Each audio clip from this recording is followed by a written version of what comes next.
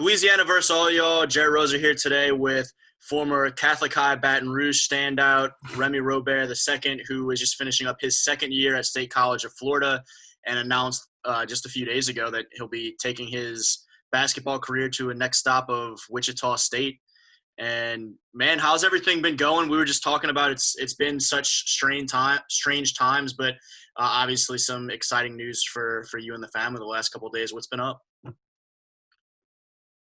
Everything's good. It's been a very exciting step moving forward with my career and really taking a unique route to get to where I've always wanted to ultimately go. And just for my family to have their support and to have just all of them helping me out through this process has been amazing. But we've been staying healthy, and we just trying to keep our distance away from people and just stay really around each other and just as healthy as we can stay and stuff like that, you know. Yeah, I'm gonna have to get some like orange and black Louisiana versus all y'all's made, because one of my last calls last week was Coach Fertitta, and now I've got you and trying to link up Yeah. with Colin Holloway at some point. And so we got a nice little run of guys that have done some big things at Catholic in recent years. But you mentioned that kind of interesting journey for you, spending the last 2 years at State College of Florida to get to a notable D1 program. Wichita State has had such a great run. We're in the Final Four just a few years ago, and then a couple years later back in the Sweet 16 and everything Coach Marshall has done up there. Take me through that process a little bit as you're finishing up high school and figuring out what your options look like. Kind of take me through the steps to go out to Florida for these couple years, and then what the mindset and the determination has been like the last couple of years to keep knowing that you were doing some things out there, but that you still had the next chapter, I think you called it, in mind beyond that. So with high school is different for me. A lot of kids in these situations, they're probably the big name on their team and stuff. And throughout my high school career, I was never really the big name on our team, or even throughout the city, really. I kind of had to do all the dirty work and just claw just to get my name on anyone's level. So going in junior year, I was still on JV. So it's kind of funny that I'm actually in the position, because I don't think anybody would have ever thought I'd be in this position. But senior year, I broke the starting lineup, and I had a pretty decent senior year, but I knew that I still wanted bigger and better things. So I went to a prep school in Tennessee called Believe Prep. And my thought process behind that was just get as better as I can and just try to get my recruiting better.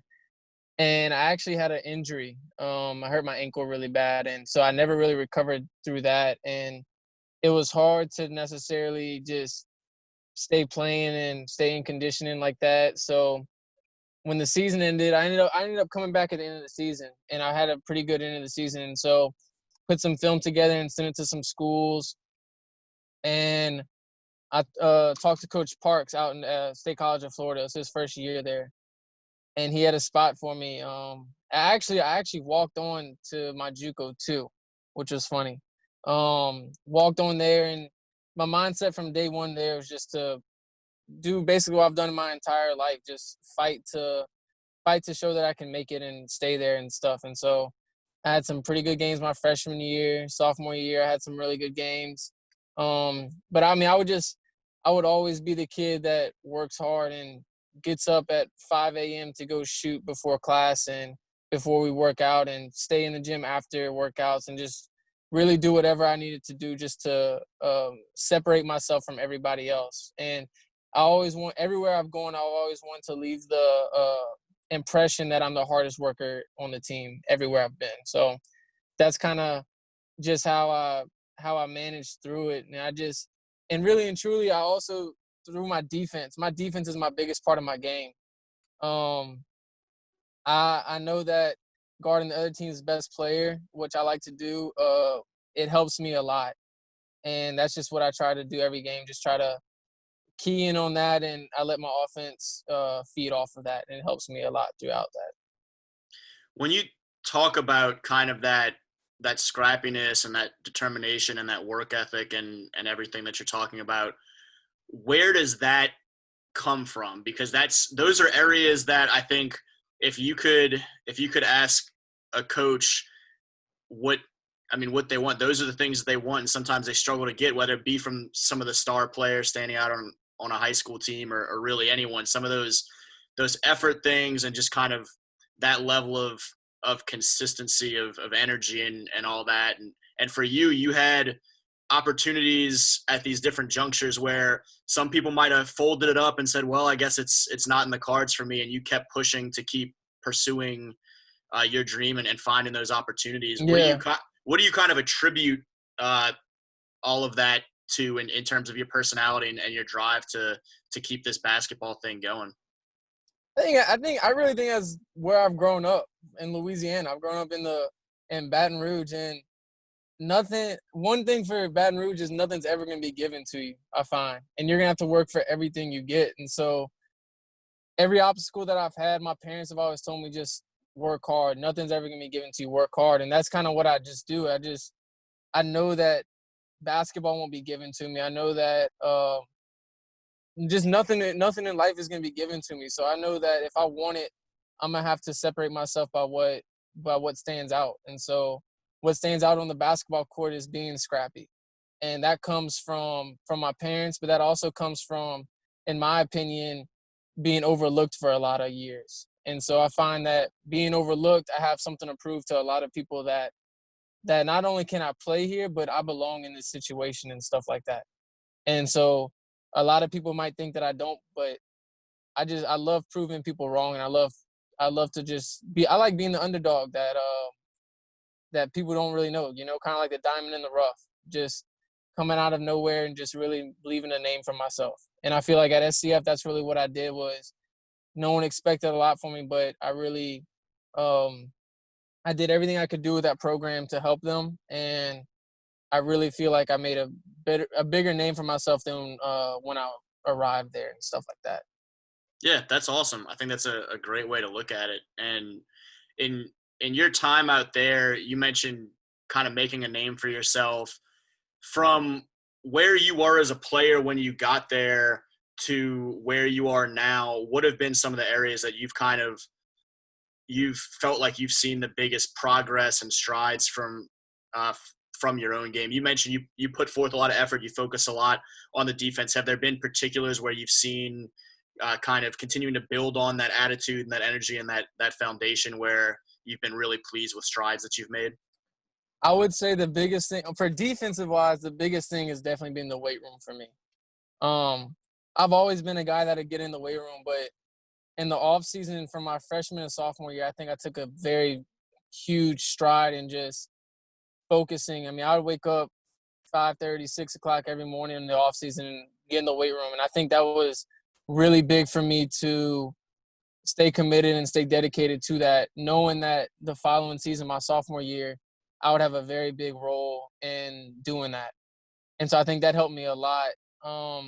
Offensively, I'd shoot a lot of shots every time I had an opportunity to, whether it's in the off season with my trainer, Dwayne Harmison, or whether it's at school after practice, or whether it's just by myself before practice or whatever. I just shoot as much as possible. And then the biggest thing with that is I would say my ball handling got a lot better from when I first got to Florida to being in Florida. Just I would work. I mean, when I came back here in the middle of the summer, it was crazy from the first time I started working with my trainer to now. It's just crazy how much better I've gotten from him. And I credit a lot to him to help me. But the coaches at Florida also had a very big impact in me furthering my development and just being the better player that I can be. And they would always be in the gym with me, try to help me and stuff like that. So they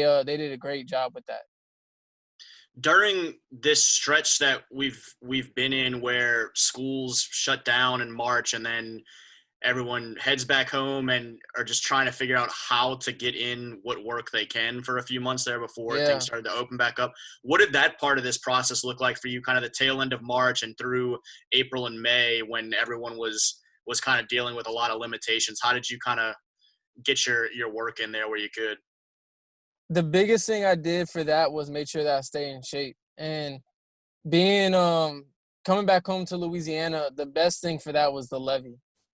And I would be in the levee 3 or 4 days a week, just running up and down the levee, running miles, and that was something that really, really helped me a lot, just to stay in shape and just get my body to where when I was able to get on the court, I was ready.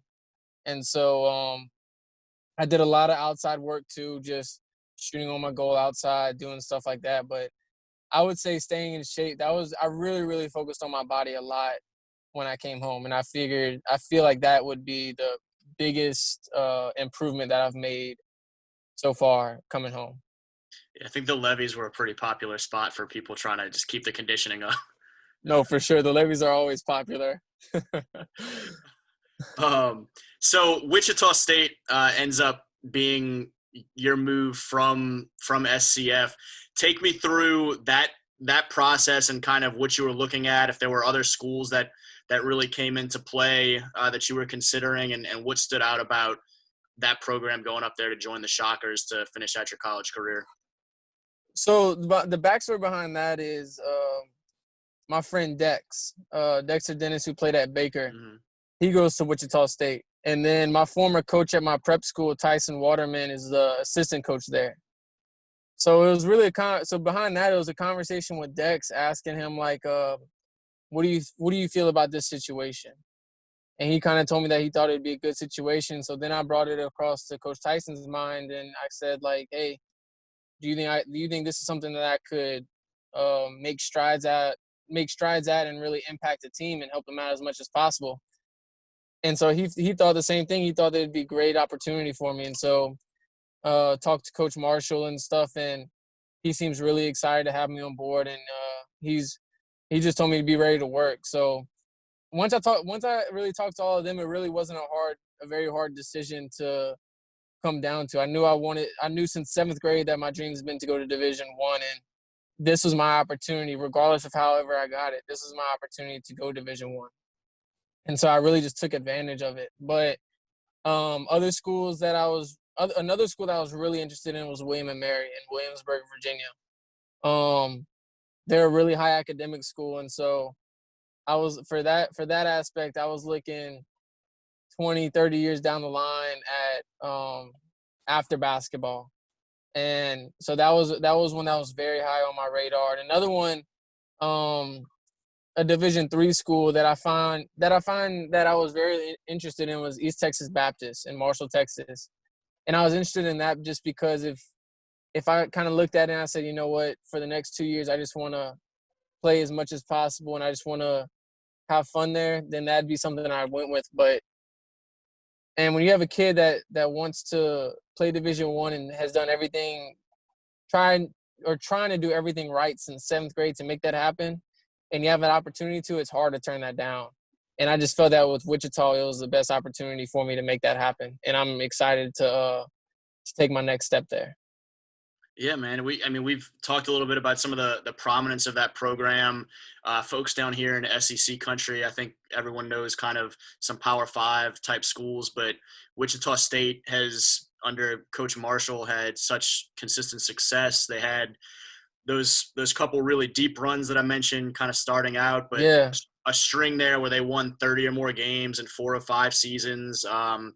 Just recently, they made the NCAA tournament 7 of 8 years. When was the first time that you remembered kind of seeing some of the things that they were doing up there and realizing that, in the basketball world, that they were one of those names to really keep an eye on, that regardless of what conference they were in back when they were in the MVC or now AAC the last couple of years, that they were somebody that could really put together some quality teams year in and year out?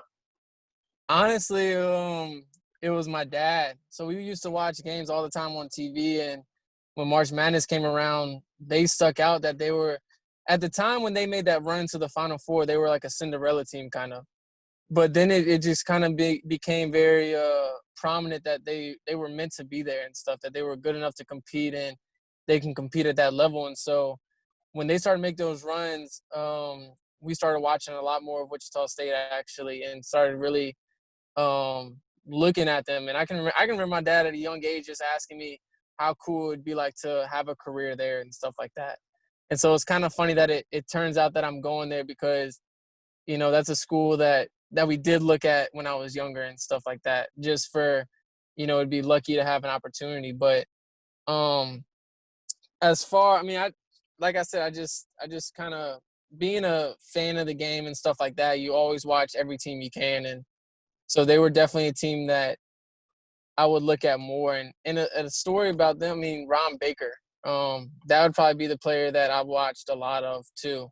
Just his story and how he got to the NBA and stuff like that, from first being a walk-on and then earning a scholarship and playing big-time minutes there and being a phenomenal player there and stuff like that. It was really cool to watch that, and that's something that I can try to do it myself, and try to make something like that happen. What has Dexter's reaction been like the last week or so since you told him, yeah, I'm coming? Oh, we're excited. We're excited to have two Louisiana guys up there and be able to play the last 2 years of college together. We were at the same prep school together, and those were the funnest times. Just having a friend from the same hometown as you and stuff like that, be able to go through this whole process with. So I think we're both really, really excited that we get to have this opportunity to do this together and stuff like that. Has he paved the way at all in terms of just making sure they know how to pronounce your name and everything? I told you I was going to ask you about how the Louisiana or the French influence last name has gone as you've kind of traveled around the Southeast and now making your way up to Kansas. How frequently do folks get that right? How much do they call you Robert? It differs everywhere I've been. It's going different. I can get Robert, Robert, you can get anywhere. You can get Remy, Ramy. It doesn't really matter. You can get everything. So it's just funny how different areas pronounce it differently. In Florida, it was always Robert, but maybe with Dex being up in Wichita, they'll get it Robert and stuff like that because they know that he's from Louisiana. So they might get it right. But it's funny just being down here.